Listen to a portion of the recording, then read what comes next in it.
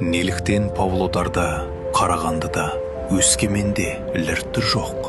Сіз осы сұрақты қойып көрдіңіз бе? Неліктен барлық ақша тек Астана мен Алматыда шоғырланған? Бейне жазбада сіз Германиядағы тұрғындар саны 358 мың адам болатын шағын Вупперталь қаласын көріп тұрсыз. Онда ЛРТ бар. Ал неге Қазақстанда ЛРТ, зәулім ғимараттар, жолдарды жарықтандыру, 30 мың көрерменге шақталған жалғыз футбол стадионы, жоғары жалақылы жұмыс орындары? Мұның бәрі тек Астана қаласында ғана бар. Мәселе бюджеттің бөлінуінде. Өңірлер табатын қаражаттың 100% Астанаға, республикалық бюджетке түседі. Ал кейін республикалық бюджеттен өңірлер өздері тапқан қаражаттың аз ғана бөлігін қайта алады. Сондықтан мұнайлы Атырау мен Маңғыстау облыстарында жол мәселесі шешілмеген. Өңірлерде ЛРТ түгілі жол салуға да қаржы жетіспейді. Ал қаржы бөлінген күннің өзінде Тоқаев тағайындаған жергілікті әкімдер оны жымқырып кетеді.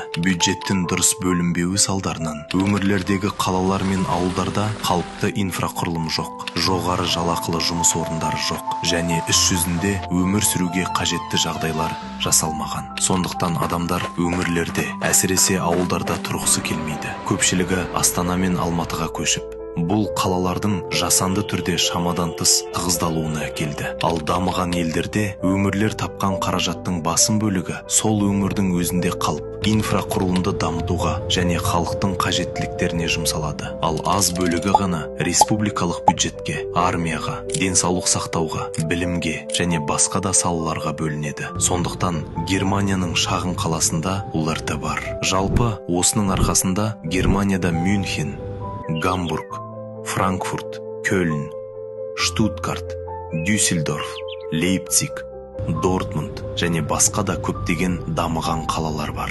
Бұл қалалардың барлығы қазіргі заманға сай және инфрақұрылымы дамыған. Сондықтан, мысалы, Берлиндегі стадион жөндеуге жабылса, футболдан ұлттық құраманың матчын қай стадионда өткіземіз деп бас қатырмайды. Бұл қалалардың әрқайсысында заманауи стадиондар бар. Біздегідей тек елордада ғана емес. Бюджеттің дұрыс бөлінуінің арқасында Германия тұрғындары астанасына жаппай көшуге ұмтылмайды. Өйткені тегіс жолдар, ЛРТ, зәулім ғимараттар, жоғары жалақылы жұмыс орындары тек Астанада ғана емес, елдің барлық аумағында бар. Тек диктаторлық елдерде ғана барлық ресурстар бір-екі қалада шоғырланады. Әдетте бұл ел астанасы және бұрынғы Астана. Дамыған елдерде бюджеттің дұрыс бөлінуінің арқасында елдің барлық өңірлері біркелкі дамиды. Канадада ешкім жаппай Оттаваға, Австралияда Канберраға, ал ақш-та Вашингтонға ұмтылмайды. Өйткені бұл елдерде инфрақұрылымы дамыған, жақсы жұмыс орындары бар және мүмкіндіктері мол көптеген қалалар бар. Ал сіздің қалаңызда немесе ауылыңызда Тоқаев 7 жыл ішінде жақсы өмір сүруге және болашақта дамуға тамаша мүмкіндіктерді жасады ма?